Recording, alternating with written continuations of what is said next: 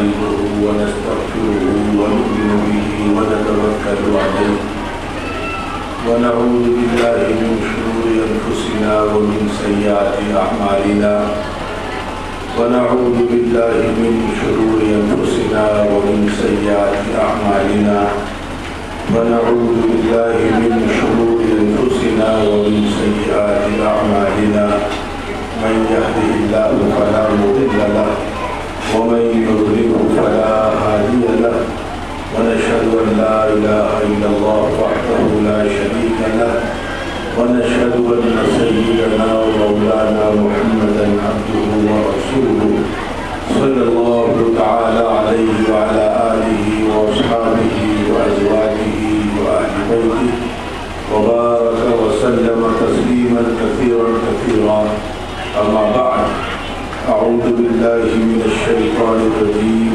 بسم الله الرحمن الرحيم ضرب الله مثلا للذين آمنوا امرأة فرعون إذ قالت رب ابن لي عندك بيتا في الجنة ونجني من فرعون وعمله ونجني من القوم الظالمين صدق الله العظيم رب اشرح لي صدري ويسر لي أمري سبحانك لا علم لنا إلا ما علمتنا إنك أنت العليم الحكيم سبحان ربك رب العزة عما يصفون وسلام على المرسلين والحمد لله رب العالمين. قابل احترام بزرگوں، دوستوں، پس پردہ میری محترم ماں اور بہنوں،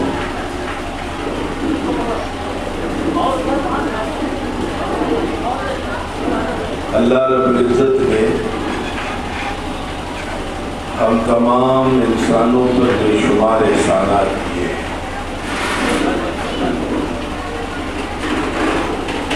انسانوں کے بعد پھر مسلمانوں پر اللہ کا خاص احسان ہوا کہ اللہ رب العزت نے مسلمانوں کو ایمان کی دولت عطا فرمائی.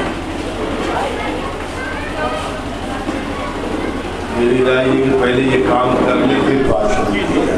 کہ شاید گرمی بہت زیادہ ہے اور اللہ کا فضل ہے کہ ہمارے آج کے اس جلسے کے منتظمین نے مخلصانہ محنتیں کی ہیں.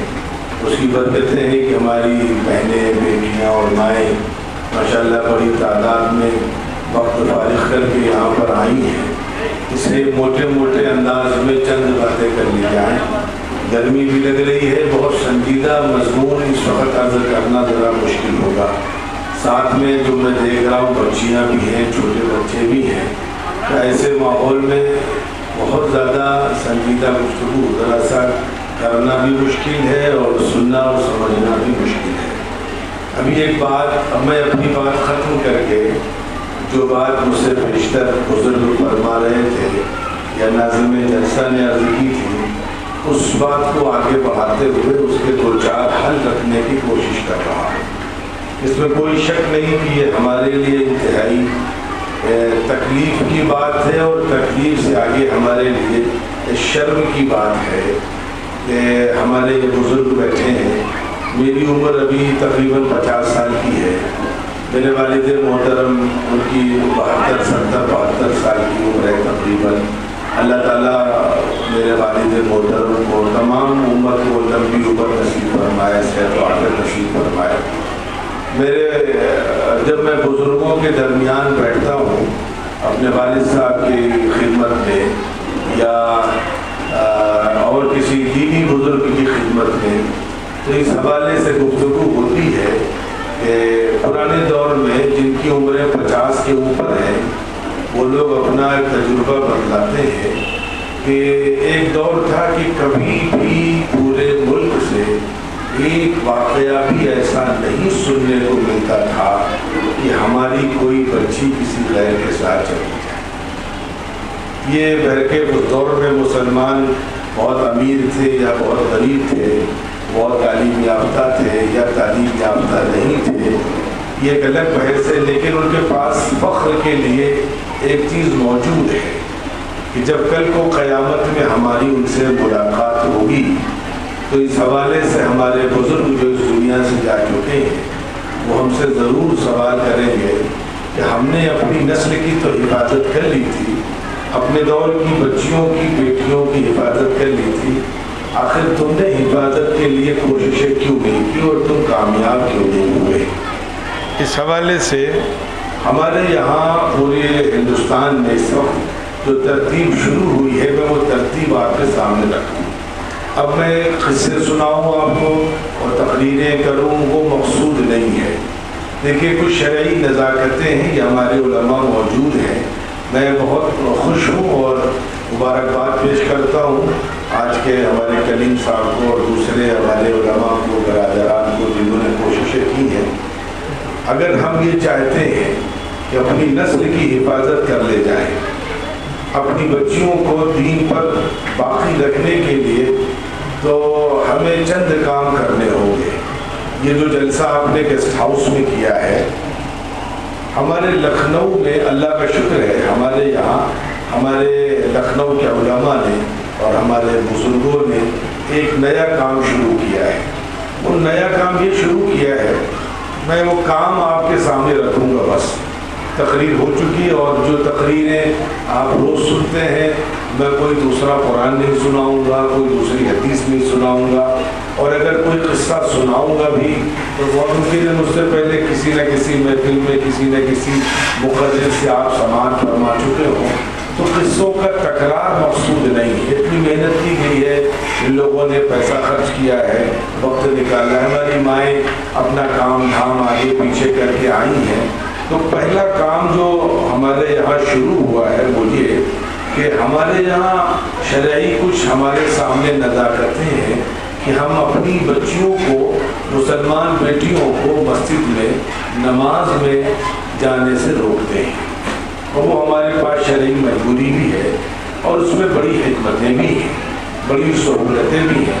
ہماری بچیاں یہاں موجود ہیں، میں بلکہ لکھنؤ میں اللہ کا فضل ہے، آپ حضرات کی دعائیں ہیں، ایک لڑکیوں کا ادارہ ہے، اللہ مجھ سے خدمت لے رہا ہے، اللہ تمام اداروں کی حفاظت فرمائے، مدرسوں کی حفاظت فرمائے۔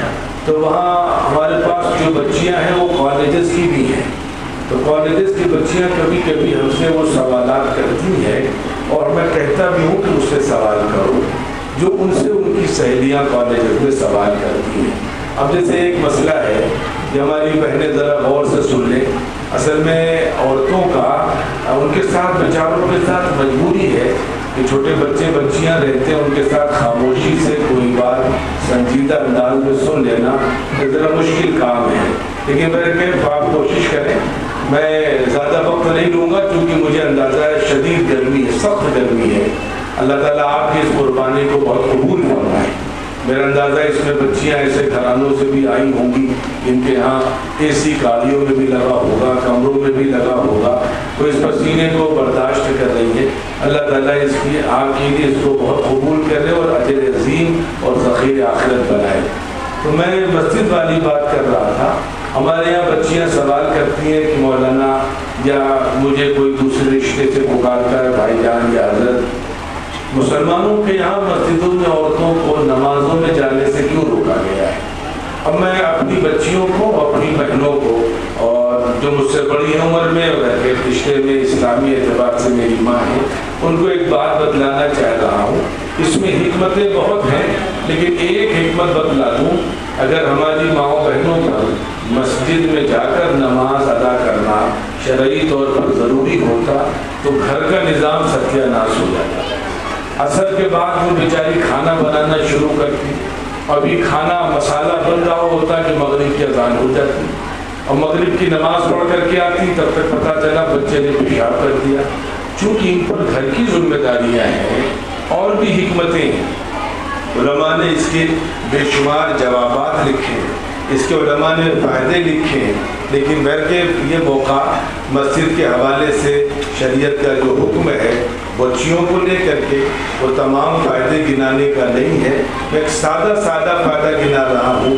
کبھی کبھی بچے چھوٹے ہوتے ہیں، ماں کی مجبوری ہے بچے کو کھلانا ہے اور اس کو چپ کرانا ہے، معلوم ہوا بچے نے پیشاب کر دیا، بچہ بار بار پیشاب کر رہا ہے، اب بیچاری بار بار کپڑا بدل کر مسجد جائے، اسے کھانا بنانا ہے، اسے بچوں کے اور کام کرنے ہیں، یہ گھر کی ذمہ داری اس قدر نازک ذمہ داری ہے، باقی حیا کا، پاکدامی کا، ماحول کی گندگی کا، سماجی برائیوں کا، وہ تو ایک لمبا مسئلہ ہے، وہ سارے مسائل تو اس وقت نہیں رکھے جا سکتے، لیکن بلکہ یہ چیز ذہن میں رہے کہ شریعت نے ہم پر احسان کیا ہے کہ ہمیں یہ کہا ہے کہ تم گھر میں نماز پڑھو، مسجد کا ثواب تمہیں گھر میں مل جائے گا، یہ شریعت کا ہم پر احسان ہے۔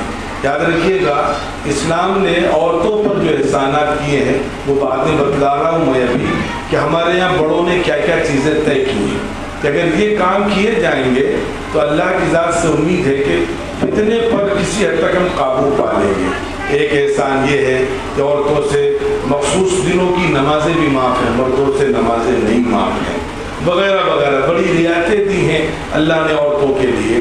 خیر، ہمارے یہاں جو ترتیب بنائی گئی وہ ترتیب بتا رہا ہوں آپ کو، وہ ترتیب یہ بنائی گئی ہمارے یہاں کہ بلکہ جمعے کا اپنا ایک نظام ایسا ہے جس میں اللہ کا شکر ہے کہ آپ حضرات جمع ہوتے ہیں، وہاں کے امام صاحب، وہاں کے واعظ اور خطیب، مبلغ، داعی جو بھی ہیں ان کا بیان ہوتا ہے، آپ حضرات سماعت فرماتے ہیں، آپ کی دینی معلومات میں اضافہ ہوتا ہے۔ لیکن ہمارے پاس بچیوں کی دینی معلومات میں اضافے کے لیے کوئی مستقل انتظام نہیں ہے۔ جو لڑکیوں کے مدرسے ہیں، ظاہر سی بات ہے کہ وہاں ساری بچیاں داخلہ نہیں لیتی ہیں، شہر کی، محلے کی، علاقے کی 2%، 3% بچیاں مدرسوں میں جاتی ہیں، مبارکباد کے مستحق ہیں، لیکن جو بچیاں کالجز میں جاتی ہیں وہ بھی ہماری بچیاں ہیں، جو بچیاں کالجز میں بھی نہیں جا پا رہی ہیں، مدرسوں میں بھی نہیں جا پا رہی، وہ بھی ہماری بچیاں ہیں، ان کی تربیت کا کیا انتظام کیا جائے؟ تو چنانچہ ہمارے ترتیب یہ بنی ہے، وہ میں آپ حضرات کے سامنے رکھ رہا ہوں۔ اللہ کا شکر ہے کہ اس پر محنت ہو رہی ہے، اور ہمارے شہر لکھنؤ میں تقریباً مساجد میں سلسلہ شروع ہو گیا ہے کہ اتوار کے روز وہ درس قرآن یا درس حدیث یا حالات حاضرہ کے حوالے سے کسی ایک عنوان کو لے کر کے وہاں پر اجتماعات ہوتے ہیں، وہاں پر نشستیں ہوتی ہیں، درس قرآن کی محفلیں ہوتی ہیں، اور اس میں اسی طریقے سے پردے کا معقول انتظام کیا جاتا ہے۔ ایک گوشہ مردوں کو دے دیا جاتا ہے، کبھی کبھی یہ ہوتا ہے کہ اوپر کے حصے میں، اور کبھی ایسا ہوا کہ نئی مسجد بڑی ہے تو نیچے کے حصے میں پردہ کر کے خواتین کو الگ بٹھا دیا جاتا ہے، اور اللہ کا شکر ہے کہ ہر ہفتے تقریباً اس ترتیب پر ہمارے یہاں کام شروع ہو چکا ہے۔ تو آپ حضرات سے پہلی گزارش میری یہ ہے، خدا کے واسطے، ہمارے علماء بیٹھے ہیں، دانشور بیٹھے ہیں، گھروں کے ذمہ دار بیٹھے ہیں، کہ ہر مسجد میں اس ترتیب کو شروع کریں۔ اس ترتیب کو شروع کریں گے تو انشاءاللہ العزیز اس کا فائدہ ملے گا۔ دوسرا کام، ہمارے ایک لٹریچر بھی تیار کرایا جا رہا ہے۔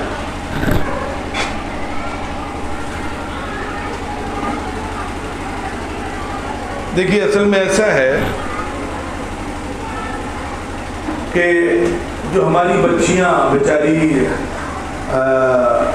جذبات میں آ کر کے غلط فیصلے کر لے رہی ہیں، اس میں ان کا قصور زیادہ نہیں ہے، اس میں قصور ماں باپ کا ہے۔ مجھے صاحب کہہ دیجیے، قرآن مجید نے اولادوں کے حوالے سے بہت ساری باتیں کہیں، یہاں تک کہا انما اموالکم و اولادکم فتنہ، یہ تمہاری اولادیں، یہ تمہارا مال تمہارے لیے فتنہ ہے۔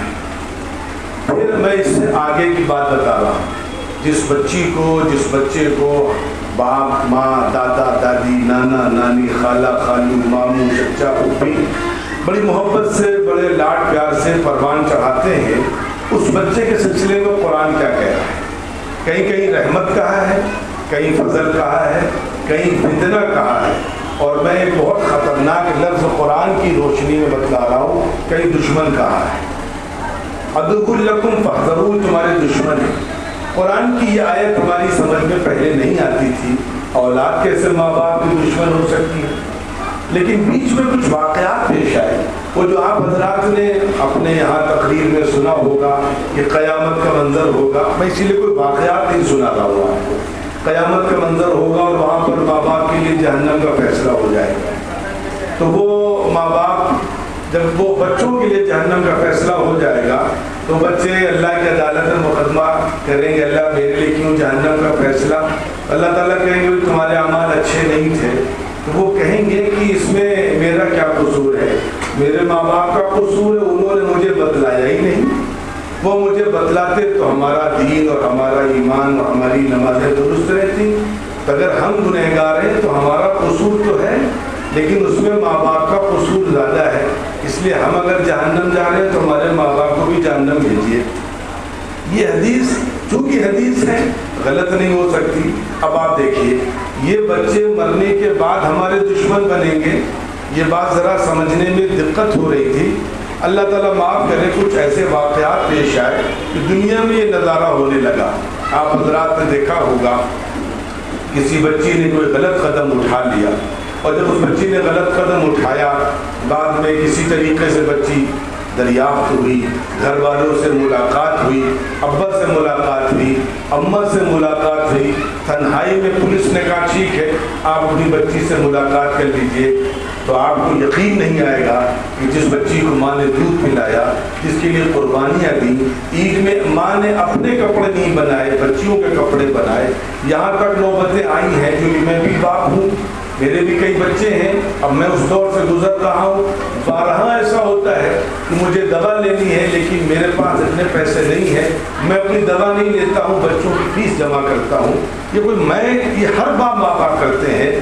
تو آپ کو حیرت ہوگی کہ جس ماں باپ نے اتنی قربانیوں کے بعد، اتنی جفاکشی کے بعد، اتنی آزمائشوں کے بعد قرض لے کر کے اپنی بچیوں کے لیے تعلیم کا بندوبست کیا تھا، ان کی ضرورتوں کو پورا کیا تھا، وہی بچی پولیس کی کسٹڈی میں اپنی ماں کے خلاف گواہی دیتی ہے، اپنے باپ کے خلاف گواہی دیتی ہے، کہتی ہے نہیں ہم اپنے اماں ابا کے ساتھ گھر نہیں جائیں گے، ہمیں اپنے ماں باپ سے خطرہ ہے، ہم اس لڑکے کے ساتھ جائیں گے۔ اور بلکہ کبھی کبھی ایسا ہوتا ہے کہ وہ ماں باپ کے خلاف یہاں تک پولیس سے اپیل کرتی ہے مجھے پروٹیکشن دیا جائے۔ اب پتہ چلا کہ جس بچی کو ماں باپ نے پالا پوسا، اس سے ایسی امید کہ وہ ماں باپ کے خلاف دنیا میں بغاوت کر جائے گی۔ تو چنانچہ یہ جو اس قسم کے حادثات واقعات پیش آ رہے ہیں، اس میں ہمیں کرنا کیا ہے؟ اس میں سب سے پہلی چیز ہم نے بتایا، ہر مسجد میں کوشش کریں کہ اتوار کو یا آپ کے علاقائی طور پر کہیں بازار کا علاقائی، ہمارے لکھنؤ میں کہیں جمعرات کی بازار ہوتی ہے، کہیں بدھ کی بازار ہے، اس علاقے میں اس تقاضے کو سامنے رکھتے ہوئے انتظام کیا گیا۔ اس لیے آپ پہلا کام تو خدا کے واسطے یہ کریں، ہر مسجد میں اتوار کا، سنیچر کا، کسی دن کا بھی درس قرآن یا درس حدیث یا کچھ نہیں کر سکتے، آپ صرف عورتوں کو جمع کریں اور عورتوں میں بیان کروائیں، علماء کو بلائیں یا عالمات کو بلائیں، تاکہ ان کے سامنے دین کی پوری تصویر پہنچ جائے۔ ایک کام۔ دوسرا کام جس کے لیے میں نے آپ کے سامنے پس منظر کیا وہ میرے عزیزو یہ ہے کہ ہماری جو بچیاں ہیں اتنا بڑا قدم کب اٹھا لیتی ہیں، اس میں ہمارا قصور کہاں پر ہے؟ میں نے تو قصور کی سزا سامنے رکھی تھی، قصور میرے عزیزو ہمارا یہ ہے کہ ہم نے ان کی صحیح دینی تربیت نہیں کی ہے۔ اب میں یہاں پر چند چیزیں اپنی بچیوں کو، اپنی بہنوں کو، اپنی بیٹیوں کو، اپنی ماں کو بتلانا چاہ رہا ہوں۔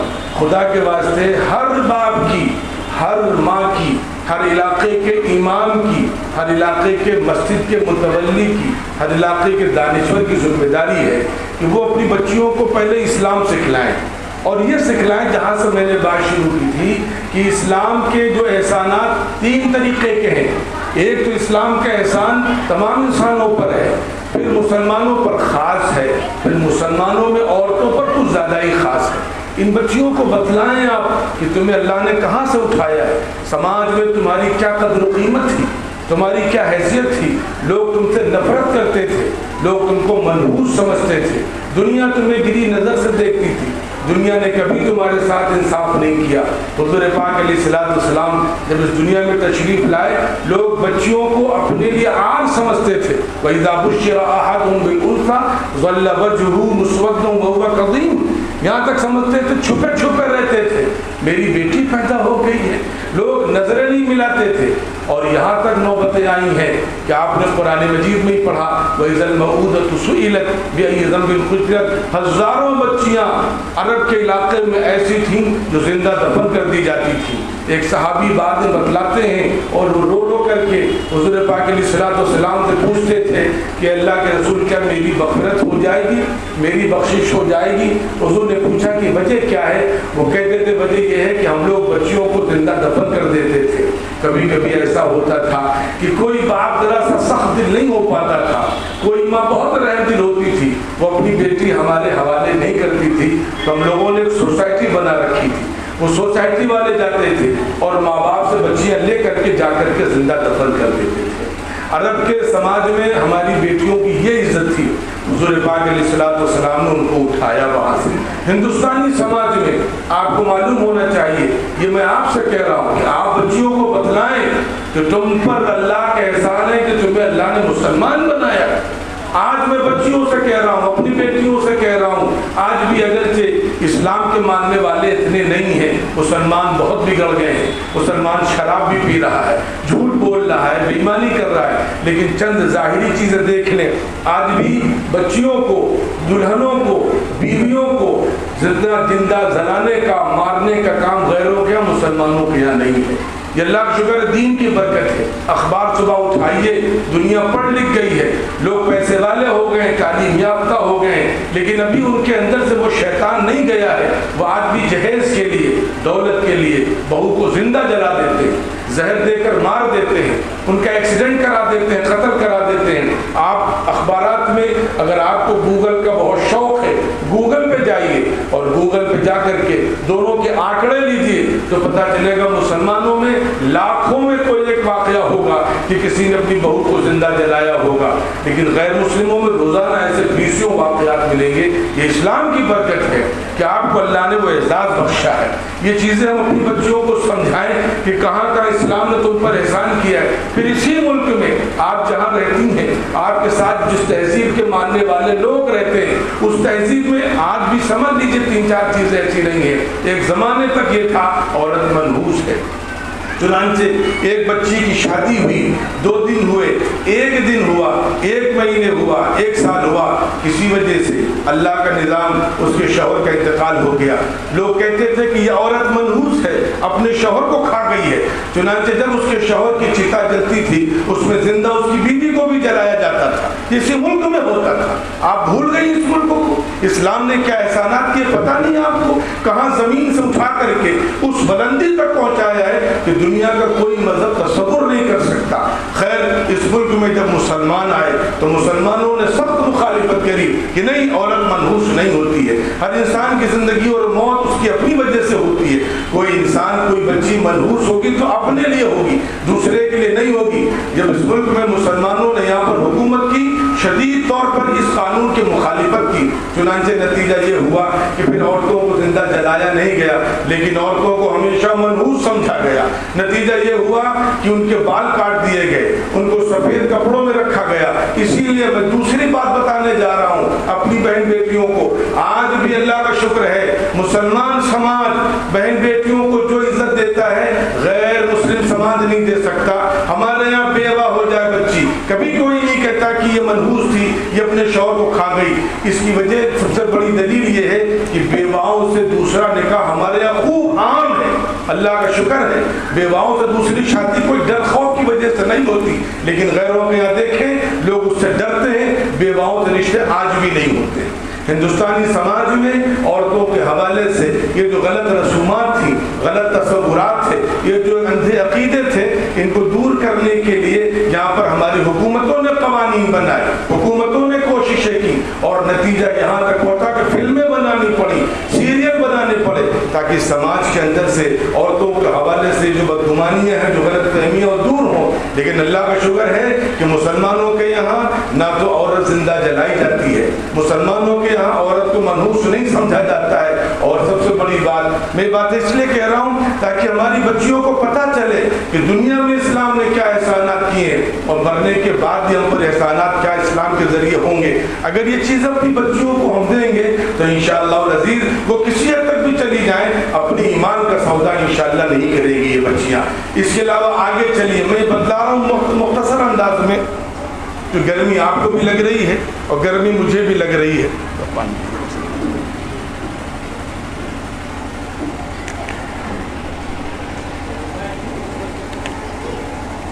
اب یہاں میں تیسری مثال دینے جا رہا ہوں جس کے ذریعے سے ہماری بہن بیٹیوں کو سمجھ میں آئے۔ اللہ کا شکر احسان ہے، ہمارے یہاں لکھنؤ میں ایک تنظیم چلتی ہے پورے ہندوستان میں، کانپور میں بھی کچھ لوگ اس سے جڑے ہوئے کام کرتے ہیں۔ ایک کام پیام انسانیت کا ہے، یہ لوگ ہاسپٹل میں جاتے ہیں، یہ لوگ سرکاری غریب خانوں میں جاتے ہیں، وہاں جیلوں میں جاتے ہیں، وہاں پھل تقسیم کرتے ہیں، دوائیں تقسیم کرتے ہیں، سردیوں میں کمبل اور لحاف تقسیم کرتے ہیں، کپڑے دیتے ہیں، خدمت کرتے ہیں بیچارے۔ اب میں بتا رہا ہوں جلدی جلدی، احسانات کی تو اتنی لمبی فہرست ہے عورتوں کے لیے کہ اس پر خالی اگر یہ عنوان رکھا جائے، بلکہ میں یہاں کلیم صاحب سے اور دیگر ذمہ داروں سے کہوں گا آپ علماء کو بلائیں، علماء کو بلانے سے پہلے ان کو ایک عنوان دیں کہ آپ کو صرف آج اس عنوان پر بات کرنی ہے کہ اسلام نے عورتوں پر کیا احسانات کیے ہیں، کوئی دوسرا عنوان نہیں، کوئی قصہ کہانی نہیں سنانا ہے آپ کو۔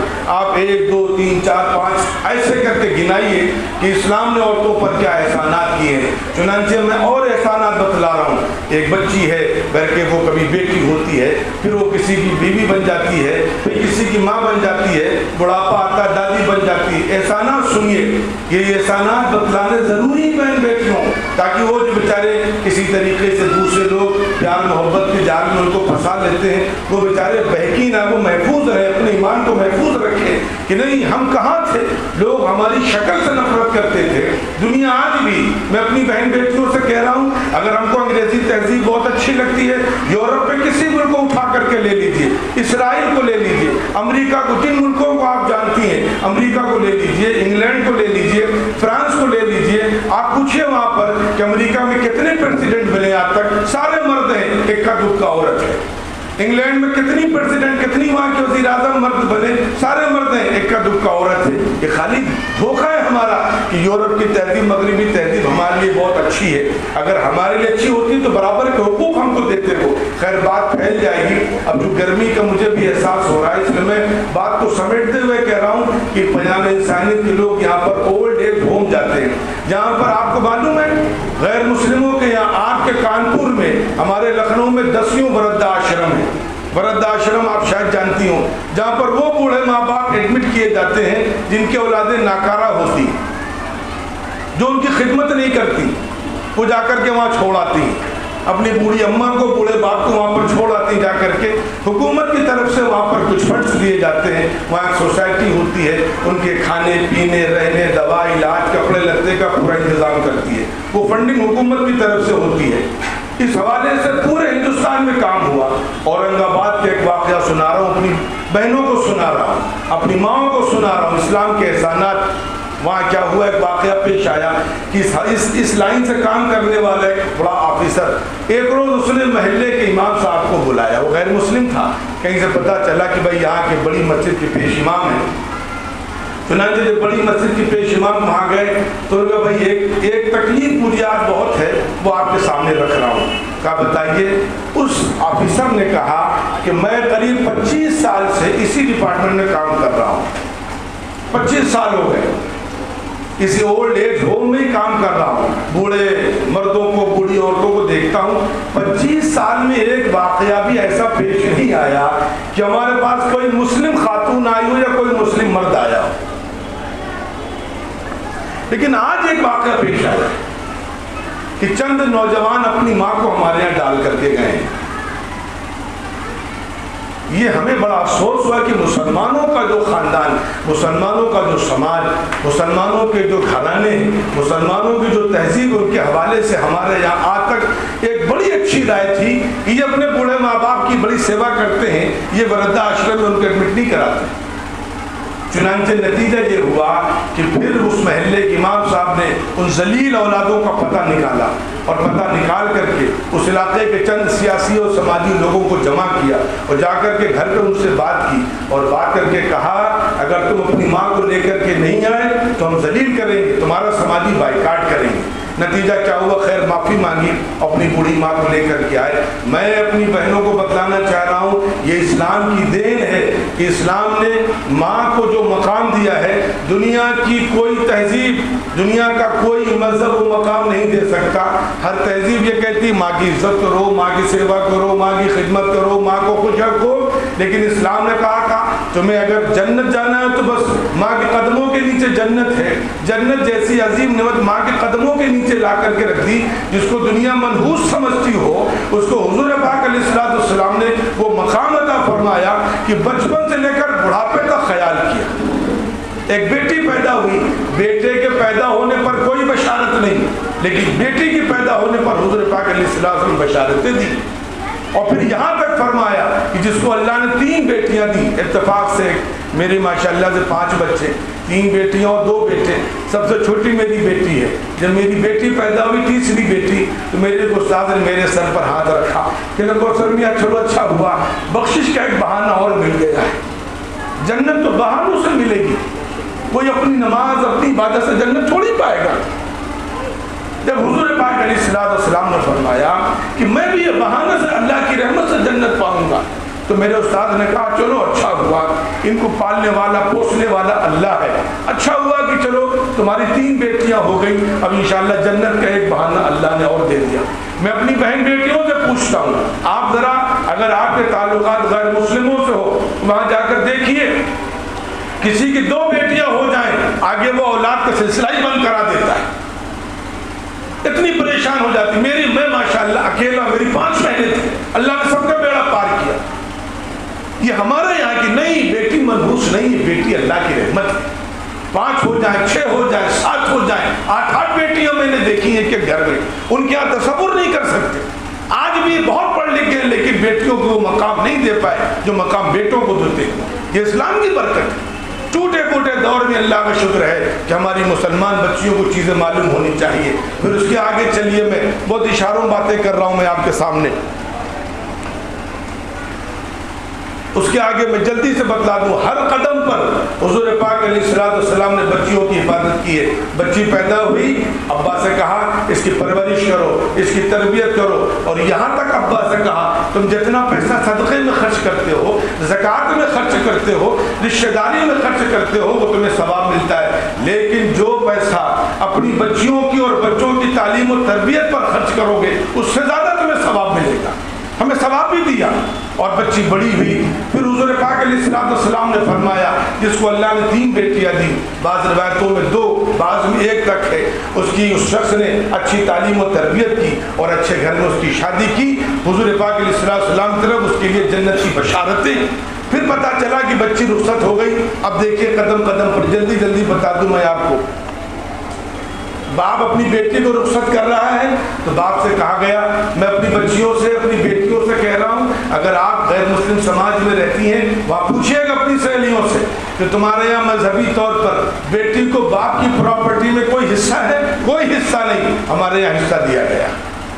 اب اس پر میں پھر سوال کروں, میں جلدی سے بتا دوں. ہمارے یہاں جیسے میں نے بتلایا بچیاں بڑی آتی ہیں, ہمارے یہاں کالجز کی بچیاں آتی ہیں, درس قرآن میں بچیاں آتی ہیں, بعد میں سوال کرتی ہیں. ایک بچی سوال کر رہی ہے, مولانا ٹھیک ہے اچھی بات ہے, اسلام میں مردوں کو بھی وراثت میں حصہ دیا گیا اور بچیوں کو بھی وراثت میں حصہ دیا گیا, لیکن جب دونوں ایک ہی ماں باپ کی سنتان ہیں تو آپ نے یہ کیسا ظلم کیا کہ لڑکے کو دگنا دیا لڑکی کو سنگل دیا. میں نے کہا بہت اچھا, مجھے خوشی ہے تم نے سوال کیا. کم سے کم سوال کرنے کا مطلب ہے کہ تمہارے اندر سمجھنے کا جذبہ ہے, شوق ہے. میں نے کہا بیٹی 2 باتیں, بیٹھو میں تمہیں 2 طریقے سمجھاتا ہوں. پہلی بات, ہمارے یہاں تو آدھا بھی دیا گیا, کسی دنیا کے کسی مذہب میں باپ کی پراپرٹی بیٹی کا حصہ نہیں ہے. اب 3 باتیں سمجھو پہلے جلدی جلدی. ہمارے یہاں ہر جگہ حصہ دیا گیا. بیٹی بنی تو باپ کی پراپرٹی میں حصہ, بیوی بنی شوہر کی پراپرٹی میں حصہ, ماں بنی بیٹے کی پراپرٹی میں حصہ. وہاں کہیں حصہ نہیں, نہ ماں کا نہ بیوی کا نہ بیٹی کا. ہمارے یہاں بیٹی ہو تو باپ سے لے کر جاؤ, شوہر کے پاس پہنچیے وہاں بھی تمہارا حصہ ہو گیا. اب تم مفتیوں سے پوچھنا کتنا حصہ ہے. اگر اولادیں ہیں تو 8واں حصہ ہے, اولادیں نہیں تو 4تھا حصہ. شوہر کی پراپرٹی میں حصہ دیا. شوہر کے بعد تم ماں بنی تو بیٹے کی پراپرٹی میں تمہیں حصہ ملا. وہاں کہیں کچھ نہیں ہے. ہم نے کہا ایک جواب سمجھ میں آیا, 2 جواب اور دے رہا ہوں جلدی جلدی. میرے ندوے میں پڑھتا تھا, ہمارے یہاں ہمارے استاد تھے, بڑے جید عالم تھے, مولانا برہان الدین صاحب. ان کا انتقال ہو گیا، اللہ بخشے، تو ایک روز درجے میں سمجھانے لگے۔ اب پرانی مثال دی انہوں نے کہ بھائی دیکھو ایسا ہے کہ بظاہر 3 بار انہوں نے کہا یا اللہ یہ مثال صرف سمجھانے کے لیے دے رہا ہوں، یا اللہ یہ مثال صرف سمجھانے کے، یا اللہ یہ مثال صرف سمجھانے کے لیے دے رہا ہوں۔ انہوں نے کہا دیکھو ایک اعتبار سے اسلام نے لڑکوں کے ساتھ ناانصافی کی ہے، لڑکیوں کے ساتھ ناانصافی نہیں کی۔ ابھی مثال دی کہ مثال سمجھو ایسے، میں ہوں، میری ایک بہن ہے، میرا ایک دوست ہے، اس کی ایک بہن، ہم دونوں دوست، ایک بھائی ایک بہن، ایک بھائی ایک بہن۔ یہ بہن بیٹیاں وقت نکال کر لائی ہیں، اسے سوچ رہا ہوں یہ کچھ اکیڈمک باتیں بھی ہو جائیں تاکہ ان کے ذہنوں میں بیٹھے۔ سب سے بڑی چیز اگر اسلام کی عظمت بیٹھ جائے تو انشاءاللہ انہیں کوئی بہکا نہیں پائے گا۔ یہ بہکتی بیچاری اس وجہ سے انہیں پتہ ہی نہیں اسلام کیا ہے، نہ انہوں نے اسلام دیکھا، نہ ہم نے انہیں اسلام بتلایا، نہ گھروں میں اسلام کو سمجھا۔ اب مولانا نے ہم کو بتلانا، درجے میں 70-80 بچے سمجھانا شروع کیا۔ اتفاق سے یہاں بھی ماں باپ کا انتقال ہو گیا، وہاں بھی ماں باپ کا انتقال ہو گیا۔ میرے ماں باپ نے 15 روپے، میرے باپ زندہ ہے ماشاءاللہ، میری ماں بھی زندہ ہے، دعا کریں اللہ خوب زندہ رکھے۔ میں ایک مثال دے رہا ہوں تو پتہ چلا کہ وراثت میں 15 روپے چھوڑے، وہاں بھی ماں باپ کا انتقال ہوا، وہاں بھی وراثت میں 15 روپے چھوٹے۔ اب جب 15 روپے چھوٹے، وراثت تقسیم ہوئی تو 10 روپے مجھے ملے، 5 روپے میری بہن کو ملے۔ وہاں بھی میرے دوست کو 10 روپے ملے، 5 روپے اس کی بہن کو ملے۔ اب ہم لوگوں نے آپس میں مشورہ کیا کہ یار ایسا کرتے ہیں، ہم لوگ کہاں بھٹکیں گے، آپس میں رشتے کر لیتے ہیں، تم میری بہن سے نکاح کر لو، ہم تمہاری بہن سے نکاح کر لیں، شادی طے ہو گئی۔ میری بہن جب میرے گھر سے جانے لگی 5 روپے لے کر چلی، میرے دوست کے نکاح میں پہنچی، 5 روپے اس نے مہر میں لے لیے، اس کے پاس 10 روپے ہو گئے اور میرے دوست کے پاس بچے 5 روپے۔ اب وہاں سے میرے دوست کی بہن جب آئی تو 5 روپے وراثت کے لے کر کے آئی، اور جب میرے نکاح میں آئی تو 5 روپے مجھ سے مہر کے لے لیے، ان کے پاس ہو گئے 10 اور ہم لوگوں کے پاس بچے 5۔ ہمارا تو آدھا مہر میں خرچ کرا دیا، اور ان سے کہا اسلام نے کہ بچیوں یہ تمہارے پیسے، اس کو شوق سے اپنے پاس محفوظ رکھو۔ ہم سے کہا میاں 5 بچے ہیں، تمہیں ولیمہ کرنا ہے، بیوی کے خرچے اٹھانے ہیں، اس کو خوش رکھنا ہے۔ تو مولانا نے فرمایا کہ اس طریقے سے ہم دیکھیں گے تو بظاہر ناانصافی تو مردوں کے ساتھ، عورتوں کے ساتھ ناانصافی نہیں۔ اب یہ 2 مثالیں میں نے دی جلدی سے، اور تیسری مثال میں نے دی وہاں بیٹی کو، اپنی بچی کو جو سوال لے کر گئی، ہم نے کہا سنو، اگر اللہ نہ کرے میرے باپ سلامت رہیں، 1000 برس سلامت رہیں، میرے باپ کے انتقال کے بعد مجھے 2 حصے ملیں گے، میری بہن کو 1 حصہ ملے گا، لیکن میری اماں کا خرچ کس کے اوپر رکھا شریعت نے؟ میرے اوپر رکھا۔ بہن تو آئے گی، آدھا حصہ لے گی، اپنے سسرال چلی جائے گی، مجھے اگرچہ 2 حصے دیے لیکن اماں کی ذمہ داری میرے اوپر رکھی شریعت۔ اب اس کے بعد سمجھ میں آئی کہ 3 طریقے سے میں نے سمجھایا کہ بیٹی تب بھی تمہارا حصہ، بیوی بنی تو حصہ، بیوی میں 2 حصے، پہلے مہر، دوبارہ شوہر کی جاگیر میں، ماں بنی تو اولاد کی جاگیر میں تمہارا حصہ۔ اور پھر اس طریقے سے سمجھایا کہ دیکھو مرد کو اگرچہ ڈبل مل رہا ہے لیکن مرد کا پھر بھی نقصان ہو رہا ہے، اور پھر اس طریقے سے سمجھایا کہ مرد پر ذمہ داریاں زیادہ ڈالی گئی۔ چنانچہ بہرکیف بات لمبی مجھے نہیں کرنی ہے، میں یہاں تک جو بات لے کر کے آیا ہوں اس میں خدا کے واسطے ایک گزارش میری آپ حضرات سے یہ ہے، گھر میں بچیوں کو بٹھائیں اور بٹھا کر کے روزانہ شام کو جب کھانے کا وقت ہو اگر اتنا کر سکے کہ سارے گھر کے لوگ کھانا ایک ساتھ کھائیں، اور یوٹیوب پر اگر آپ یوٹیوب کے بیمار ہو گئے ہیں تو کسی جانے پہچانے عالم کی تقریریں آپ ڈاؤن لوڈ کر کے رکھ لیں جنہوں نے عورتوں پر احسانات اور عورت اور اسلام اور عورتوں کے حقوق اس حوالے سے بیانات کیے ہوں، وہ گھر میں لگائیں تاکہ ہماری بچیاں وہ سنیں، ان کے ذریعے سے یہ پتہ چلے کہ اللہ کا شکر ہے کہ ہمیں اللہ نے کہاں سے کہاں پہنچا دیا ہے۔ اب آگے آ جائیے، دوسرا جو مجھے کام بتلانا آپ حضرات سے، میں نے شروع میں ایک بات کہی تھی، وہ بات میرے عزیزو یہ تھی کہ ہمارے بزرگوں سے جب مرنے کے بعد ملاقات ہوگی ہم سے سوال کریں گے کہ میاں ہم نے تو نسل کی حفاظت کر لی تھی، تم کیوں نہیں کر پائے؟ اب میں آپ کو ایک واقعہ سناؤں پہلے۔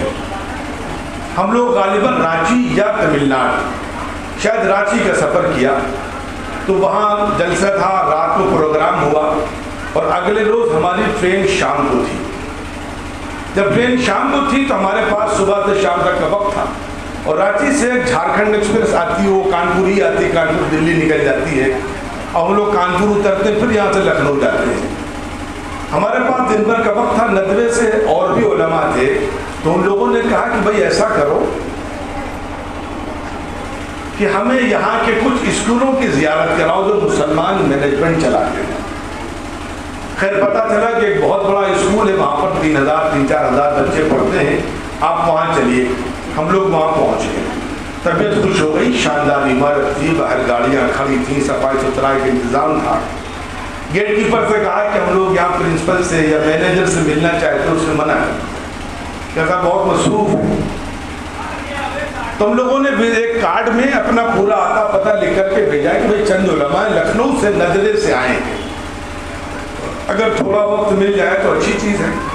اس نے ندوے کا نام سنا اور یہ دیکھا کہ علماء، تو اس نے کہا کہ ٹھیک ہے، ان سے کہ 10 منٹ بیٹھے میں بلاتا ہوں۔ زیادہ دیر تو نہیں ہو رہی؟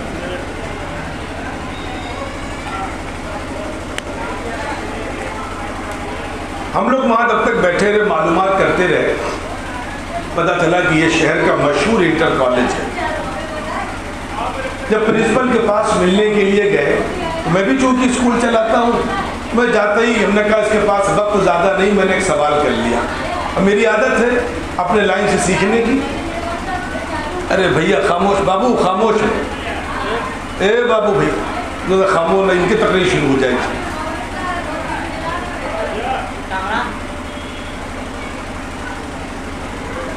برگے وہاں ملاقات ہوئی پرنسپل سے۔ اب میں نے جان بوجھ کر کے ایک سوال کر لیا کہ سر آپ کا اسکول اتنا کامیاب اسکول ہے، 3-4 ہزار بچے ہیں، اب یہ میری بہنیں، میری مائیں اور آپ حضرات غور سے سنیں۔ یہ ابھی تک تو میں نے احسانات کے حوالے سے باتیں کر لی، اب میں نتیجے بتلا رہا ہوں، کام کیا کیا کرنے۔ ہم نے تقریریں بہت کر لی، ہمیں کام کرنے، کام کریں گے انشاءاللہ حالات قابو میں آ جائیں گے۔ اگر بچی کو ایمان کی طاقت معلوم ہو جائے، اسلام کی خوبیاں اسے پتہ چل جائیں، اسلام کی اچھائیاں پتہ چل جائیں، اللہ سے دعا کی جائے، دنیا کی کوئی طاقت اس کو بے دین نہیں کر سکتی۔ چنانچہ نتیجہ یہ ہوا کہ میں نے جو پہلا سوال کیا کہ صاحب آپ کا اسکول اتنا کامیاب ہے، آپ کا اسکول صرف انٹر تک ہے، آپ نے ڈگری کالج کیوں نہیں کھولا، آپ کھول سکتے تھے۔ تو اس شخص نے بڑے مزاحیہ انداز میں، بلکہ مجھے ذرا سا ایک اعتراض والے لب و لہجے میں اس نے کہا کہ مجھے افسوس ہے کہ لکھنؤ سے کوئی آیا ہے، وہ عالم بھی ہے، ندوے سے فارغ بھی ہے، وہ خود بھی اسکول چلا رہا ہے اور مجھ سے سوال کر رہا ہے۔ لکھنؤ شہر تو دنیا میں مشہور ہے، علم کا مرکز رہا، جو سوال کر رہا وہ اسکول بھی چلاتا ہے، مدرسہ بھی چلاتا ہے، وہ عالم بھی ہے، پھر ایسا سوال کر رہا ہے۔ اس نے کہا اچھا اگر آپ ایسا سوال کر رہے ہیں تو میں آپ سے پہلے ایک سوال کروں، لکھنؤ میں عیسائیوں کے کتنے اسکول ہیں، مشنریز کے کتنے اسکول؟ نے کہا بے شمار ہیں، آپ میں گن بھی نہیں سکتا، 40-50 تو ہوں گے کم سے کم۔ اب اس نے مجھ سے آگے سوال کیا کہ وہ اسکول کس کلاس تک ہے، اس میں کوئی ایک اسکول ہے جو ڈگری سیکشن میں ہو؟ میں نے کہا ایک بھی نہیں، سب انٹر کالج ہے۔ وہ مجھ سے سوال کر رہا ہے کہ یہ مشن کے لوگ آخر اس اسکول کو ڈگری میں کیوں نہیں چینج کر رہے ہیں، پوسٹ گریجویٹ کالج کیوں نہیں بنا رہے؟ کیا ان کے پاس کیمپس چھوٹا ہے، زمین کم ہے، فیکلٹی نہیں ہے، کوالیفائڈ لوگ نہیں ہیں، پیسہ لیکن سب کچھ ہے، تو کہنے کیوں نہیں کر رہے ہیں؟ تب اس نے مجھے ایک کہانی بتائی۔ اس نے کہا مولانا آپ اسکول چلاتے ہیں تو پڑھا بھی کریے، اور پھر اس نے جو بتلائی ایک ایک چیز سچی بتلائی۔ اس نے کہا ایسا ہوا کہ ہندوستان میں جب مسلمانوں کی حکومت کا خاتمہ ہو گیا، اب میں بتا رہا ہوں کہ ہمارے بزرگوں نے کیا کام کیا تھا اور کیسے نسل کی حفاظت کی تھی۔ تو یہاں پر انگریز جب حکومت کرنے لگے تو انگریزوں نے عیسائی مبلغین کی ایک بڑی تعداد اس ملک میں بلائی اور یہاں پر اسکول کا، کالجز کا پورا نظام قائم کیا، اور ان کی کوشش یہ تھی کہ کیسے مسلمانوں سے ان کا ایمان چھین لیا جائے۔ 40-50 سال تک اسکول چلتے رہے، یہ ہمارے بڑے انشاءاللہ اس تجربے سے متفق ہوں گے۔ ابھی 40-50 سال تک اسکول چلتے رہے، مسلمان بچے بچیاں، ہندو بچے بچیاں سب پڑھتے تھے اس میں۔ 40-50 سال کے اسکول چلنے کے بعد جب پورے ملک میں اسکولوں کا جال بچھ گیا تو چند انگریزوں نے بیٹھ کر کے 50 سال کا حساب لیا کہ کتنے مسلمان بچے ہمارے مذہب میں آئے، کتنی مسلمان بچیاں ہمارے مذہب میں آئیں، تو پتہ چلا ایک بھی نہیں، کوئی مسلمان بچہ کوئی مسلمان بچی عیسائی نہیں بنی۔ تو انہیں بڑا افسوس ہوا، انہوں نے کہا ہم نے اسکول تو اس لیے تھوڑی کھولا تھا کہ تعلیم کو فروغ دے، اسکول تو ایک مہرہ ہے، اس کے ذریعے ہمیں اپنی تہذیب منتقل کرنی ہے، اور تہذیب بچہ لے لے پھر مذہب منتقل کر دینا ہے۔ وہ اپنا نامی مشن رکھتے ہیں، مشنریز۔ ہماری طرح اسکول نہیں کھولتے کہ فالتو بیٹھے تھے اسکول کھول دیا، گھر خالی تھا اسکول کھول دیا، بے روزگار تھے تو چلو اسکول کھول دیا، نہ، ان کا ایک ٹارگٹ ہے، ان کا ایک مشن ہے، ہمیں یہ چیز حاصل کرنی ہے۔ اور بڑے پریشان ہوئے کہ یار اتنا پیسہ خرچ ہوا، اتنا وقت ضائع ہوا اور کامیابی زیرو ہو گئی، ایک بچہ بھی ہمارے مذہب میں نہیں آیا، کسی بچی نے ہمارا مذہب قبول نہیں کیا۔ اب میں بچیوں کو بتانے جا رہا ہوں کہ آج جو واقعات پیش آ رہے ہیں اس کی وجہ کیا ہے اور اس کا حل کہاں پر ہے۔ نتیجہ یہ ہوا کہ انہوں نے کمیٹی بنائی کہ بھائی ہم سے چوک کہاں پر ہو گئی، غلطی کہاں پر ہم سے ہو گئی۔ چنانچہ وہاں پر کمیٹی نے رپورٹ دی کہ صاحب غلطی یہاں پر ہو گئی کہ مسلمانوں کے یہاں ایک تعلیمی نظام چلتا ہے، اور مسلمانوں کا جو تعلیمی نظام ہے اس کی وجہ سے جو بچہ آپ کے اسکول میں پڑھنے آتا ہے، جو بچی آپ کے اسکول میں پڑھنے آتی ہے، وہ پہلے مسلمان اس کو اپنے مدرسے میں پڑھا کر کے بھیجتے ہیں، چونکہ اس مدرسے میں ابتدائی تعلیم بچوں کی ہو جاتی ہے، اس لیے بچے کچھ بھی کر لیں گے، شراب پی لیں گے، شرارت کر لیں گے اور بھی حرکتیں، لیکن اپنا ایمان نہیں بیچیں گے۔ تو انگریزوں نے کہا حکومت تو ہماری ہے، کہاں مدرسے بھائی، ہمیں تو کہیں مدرسے نہیں دکھتے، ایک کا دکھا مدرسے وہاں بچے جاتے ہیں، بچیاں جاتی نہیں زیادہ تر۔ تو اس کمیٹی نے جواب دیا کہ میں جس مدرسے کی بات کر رہا ہوں اس مدرسے کو مسلمانوں کے یہاں مذہبی طور پر کہتے ہیں ماں کی گود، بچے کا پہلا مدرسہ ماں کی گود ہے۔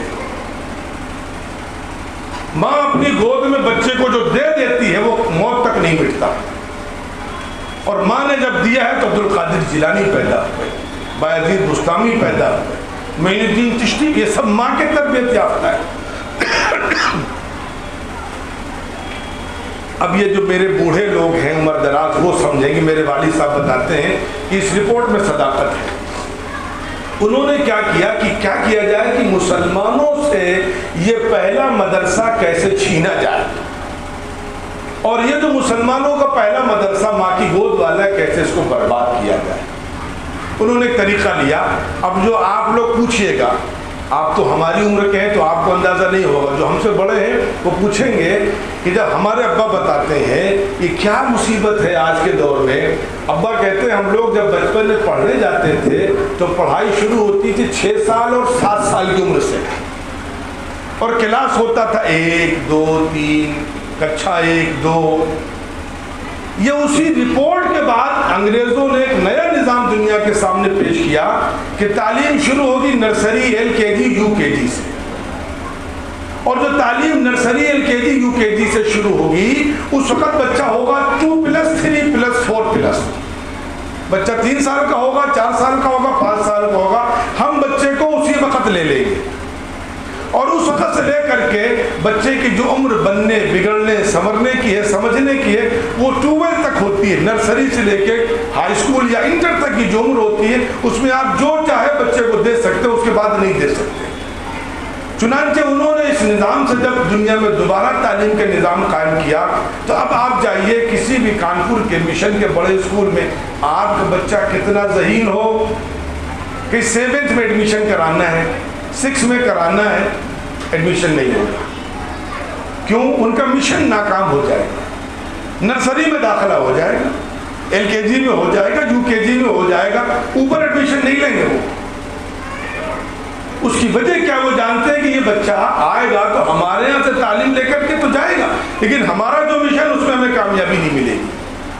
چنانچہ میرے عزیزوں، میرے بزرگوں، اب جو نئی نسل پڑھ کر کے نکل رہی ہے اس کا نتیجہ یہ ہوا، ہماری بٹیا 3 سال کی، ہمارا بچہ 2.5 سال کا، بولنا سیکھ رہا ہے انگریزوں کی گود میں، چلنا سیکھ رہا ہے انگریزوں کی گود میں، کھانا سیکھ رہا ہے انگریزوں کی گود میں۔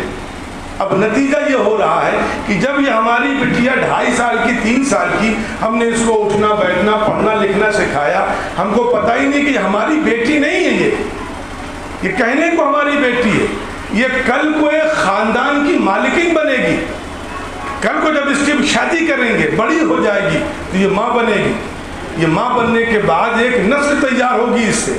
اب اگر یہ بچی ہماری ناتعلیم یافتہ رہی اور دین سے برگشتہ ہو گئی تو اس کی گود میں جو نسل پروان چڑھے گی اس کی دینی تربیت کیسے ہوگی؟ اس لیے میری مائیں، میری بہنیں غور سے سنیں،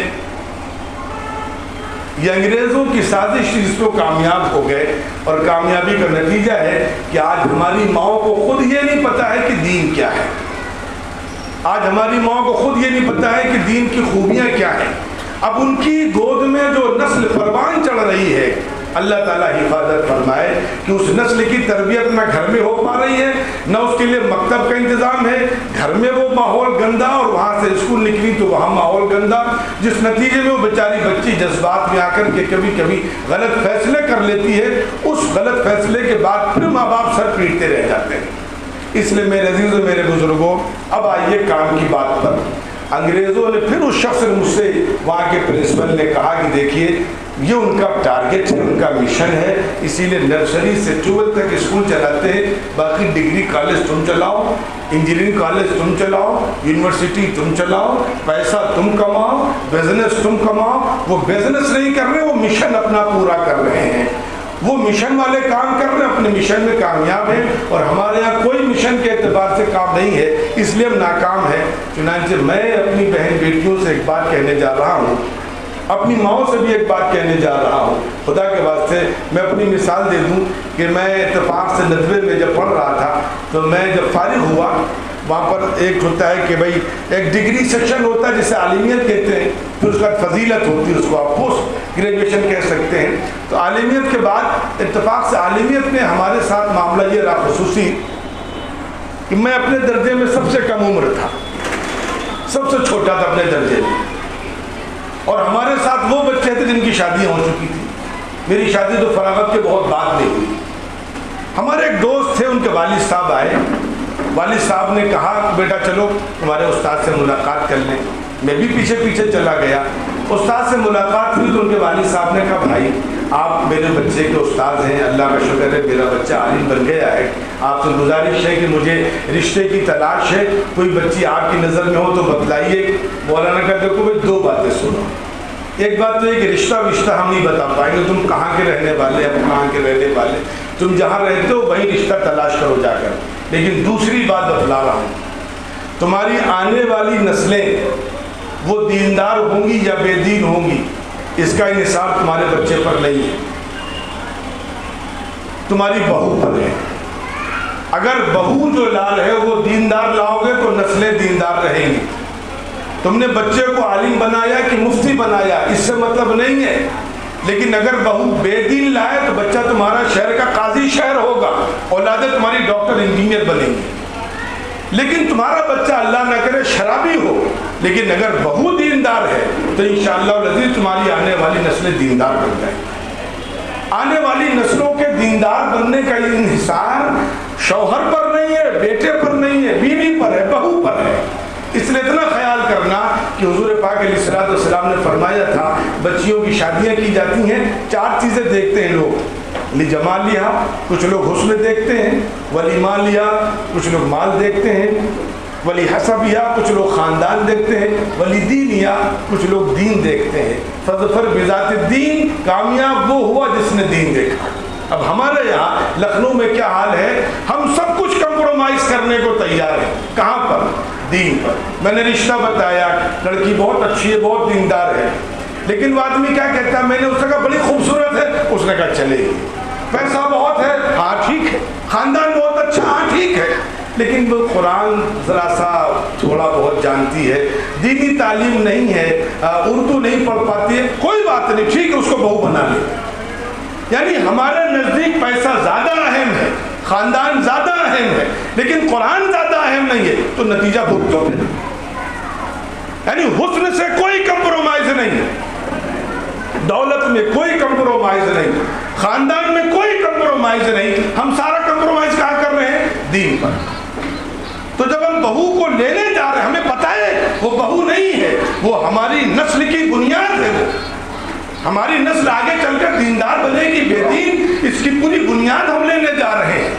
ہم بہو لینے نہیں جا رہے ہیں، وہ اپنے بچوں کی ٹیچر لینے جا رہے ہیں، اپنے بچوں کے لیے معلمہ لینے جا رہے ہیں، اپنے گھر کو اپنی نسلوں کو کس رخ پر ڈالیں گے۔ اگر ہم نے بہو کی تلاش میں اس باریکی پر غور نہیں کیا تو آپ کو معلوم ہونا چاہیے، انگلینڈ کا جو پردھان منتری ابھی ریٹائرڈ ہوا ہے، گولڈ براؤن، اس کا دادا مسلمان تھا، دادا مسلمان تھا، ترکی کا خاندان انگلینڈ میں آ کر کے آباد ہوا، اور اس کا دادا پر دادا حافظ قرآن تھا، اور دادا اس کا مسلمان تھا، اور اس کے دادا نے ایک عیسائی لڑکی سے شادی کر لی، اس کا باپ عیسائی ہو گیا، یہ بھی عیسائی ہو گیا۔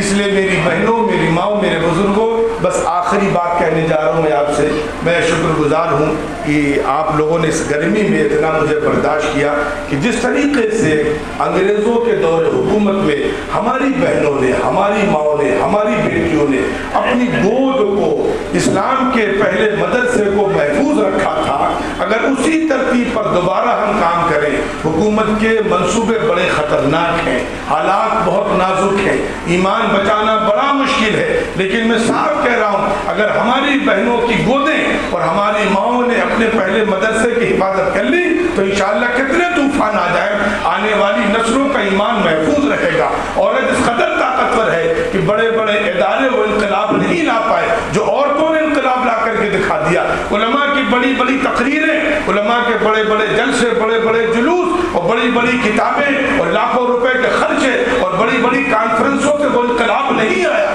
جو گھر کے خاتون نے انقلاب پیدا کر کے دکھلا دیا۔ اس لیے میری بہن بیٹیوں، اللہ نے تم پر وہ احسان کیا ہے، کہاں سے اٹھا کر تمہیں عرش تک پہنچا دیا ہے، تم پر ایک ذمہ داری دی ہے۔ اس لیے نہیں ہو کہ تم موبائل میں وقت ضائع کرو، اس لیے نہیں ہو کہ تم بازاروں میں پھرو، اس لیے نہیں ہو کہ اپنی عزتوں کو لٹاؤ، بلکہ تمہارا بہت بڑا مشن ہے۔ مشن یہ کہ تمہیں اپنی نسل کی تربیت کرنی ہے، دین پر باقی رکھنا ہے۔ اسی لیے حضور پاک علیہ السلام نے حصہ بھی دے دیا۔ ہم مردوں کو بڑا گھمنڈ ہوتا ہے، بڑا ناز ہوتا ہے، ہم بڑی محنت کرتے ہیں، 12 گھنٹے کام کرتے ہیں۔ شریعت کہتی نہیں، تمہارے 12 گھنٹے کے کام کی قدر نہیں ہے جو گھر میں رہنے والی ایک ماں کی قدر ہے۔ اسی لیے 4 حصے کیے گئے محنتوں کے، شوہر کی محنت کو 1 حصہ دیا، اور بیوی جو ماں بن گئی اس کی محنت کو 3 حصے دیے۔ کیوں؟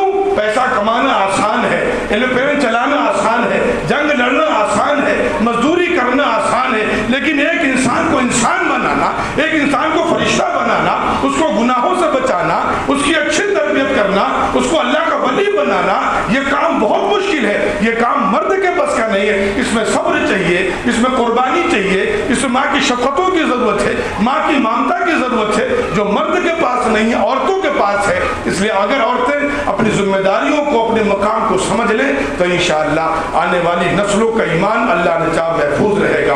اور اگر عورتوں نے اپنی عظمت کو، اپنے مقام کو ذرا بھی فراموش کیا، یاد رکھیے آنے والی نسلوں کا ایمان خطرے میں ہے۔ اللہ تعالیٰ کہتے سننے زیادہ عمل کی توفیق دے۔ والسلام علیکم ورحمۃ اللہ وبرکاتہ۔ میں تھک گیا، میں سنیے تو اظہار صاحب ابھی جو ہیں ایک صاحب اسی میں موجود ہیں، ان کے کسی رشتہ دار کا انتقال ہو گیا، اور ایک بیٹی کسی کے جو ہے برین ہیمرج ہو گیا، اس کے لیے دعا کرنا ہے۔ الحمدللہ رب العالمین، الحمدللہ الذی لا الہ الا هو الحی القیوم اتوب الیہ۔ ربنا اغفر لنا ذنوبنا وکفر عنا سیئاتنا وتوفنا مع الابرار۔ لا الہ الا اللہ وحدہ لا شریک لہ، لہ الملک و لہ الحمد، یحیی و یمیت وہو علی کل شیء قدیر۔ اللہ تیرے گنہگار بندے بندیاں، بزرگ بچے بچیاں تیرے دربار میں حاضر ہیں۔ اللہ تو ہمارے حال سے دنیا کے حال سے، ملک کے حال سے واقف ہیں۔ اللہ اس میں کوئی شک نہیں کہ آپ کا عظیم احسان ہے کہ آپ نے بھی مانگے ایمان کی نعمتوں سے نوازا ہے۔ ایمان کتنی عظیم نعمت ہے، نہ ہمیں اس کا احساس ہے، نہ ہمیں اس کی قدر ہے۔ دنیا کے مسائل بھی آپ نے ایمان کے طفیل حل کیے، اور انشاءاللہ آخرت میں بھی اسی ایمان کے طفیل آخرت کے مسائل بھی حل ہوں گے۔ اللہ ہمیں ایمان کی قدر کرنے کی توفیق نصیب فرما۔ میرے اللہ، جو ناقدری اور احسان فراموشی ہوئی ہے تو اس سے ہم نے دوری کی ہے۔ دنیا میں ہمارا دل لگا ہے تیری عظمتوں کو، تیرے احسانات کو، اللہ تیرے رحم کو، تیرے کرم کو، تیرے فضل کو اللہ ہم نے ہمیشہ فراموش کیا ہے۔ اللہ ہمارے اس گناہ کو معاف فرما اور ایمان کی اور دین کی قدر کرنے کی توفیق نصیب فرما۔ اللہ دشمن بڑے منصوبے بنا رہا ہے، وہ ہمارے قتل کے منصوبے نہیں بنا رہا ہے۔ اللہ وہ ہمارے ایمان کو چھیننے کے منصوبے بنا رہا ہے۔ تیری رحمت نہیں ہوگی تو ایمان بچانا ناممکن ہے اللہ، ناممکن ہے اللہ، ناممکن ہے۔ سخت گھڑی آئی ہے اللہ، ہماری جان چلی جائے چھوٹا نقصان ہے، ہم مار دیے جائیں چھوٹا نقصان ہے، دکان جلا دی جائے چھوٹا نقصان ہے، گھر گرا دیا جائے چھوٹا نقصان ہے، لیکن اگر ہم نے ایمان کا سودا کر لیا اور ہمارا ایمان ہم سے چھن گیا، یہ سب سے بڑا خسارہ ہے۔ اللہ اس عظیم خسارے سے ہماری حفاظت فرما، اللہ ہماری حفاظت فرما، بہن بیٹیوں کی عزت آبرو کی حفاظت فرما، دین کے کام کرنے کی توفیق نصیب فرما۔ اللہ ایمان کی قدر بچوں میں، بچیوں میں، سب میں بٹھا دے۔ اللہ دشمنوں کو ان کی سازشوں میں ناکام فرما۔ اس مجمع کو قبول فرما۔ جن حضرات کے لیے دعا کی گزارش کی گئی ہے اللہ ان کے حق میں دعاؤں کو قبول فرما۔ اللہ ہمیں سادگی کے ساتھ دین پر عمل کرنے کی توفیق نصیب فرما۔ اللہ بہن بیٹیوں کی ایمان کی حفاظت کے لیے کوششیں کرنے کی توفیق نصیب فرما۔ اس مجمع کو قبول فرما۔ آنے والوں کو، کہنے والوں کو، سننے والوں کو، بیٹھنے والوں کو، سب کو اپنی شایان شان قبول فرما۔ اس حاضری کو ہمارے لیے ذخیر آخرت بنا، نجات کا سامان بنا، عبادت کا درجہ نصیب فرما، اور ہمیں بار بار ایسی محفلیں منعقد کرنے کی توفیق نصیب فرما۔ اللہ جن حضرات نے دعاؤں کے لیے کہا ہے ان کی بھی، اور جو کہنا چاہتے تھے نہیں کہہ سکے ان کی بھی، تمام جائز آرزوؤں تمناؤں کو پورا فرما۔ بیماروں کو شفا کاملہ نصیب فرما، بے روزگاروں کو خیر و برکت کا روزگار نصیب فرما، کنوارے بچوں اور بچیوں کے لیے خیر و برکت کے رشتے نصیب فرما۔ اللہ حضور پاک علیہ الصلوۃ والسلام نے دنیا و آخرت کی جتنی بھلائیاں مانگی ہیں ان تمام بھلائیوں میں ہمیں حصہ نصیب فرما، اور امام الانبیاء صلی اللہ علیہ وسلم نے دنیا و آخرت میں جتنے شرور و فتن سے پناہ چاہی ہے ان تمام شرور و فتن سے پناہ نصیب فرما۔ موت کی سختی سے ہماری حفاظت فرما، ایمان پر خاتمہ نصیب فرما، ایمان پر خاتمہ نصیب فرما، ایمان پر خاتمہ نصیب فرما۔ ربنا آتنا فی الدنیا حسنۃ وفی الآخرۃ حسنۃ وقنا عذاب النار۔ ربنا تقبل منا انك انت السميع العليم وتب علينا انك انت التواب الرحيم، وصلى الله تعالى على خير خلقه محمد وعلى اله وصحبه اجمعين برحمتك يا ارحم الراحمين۔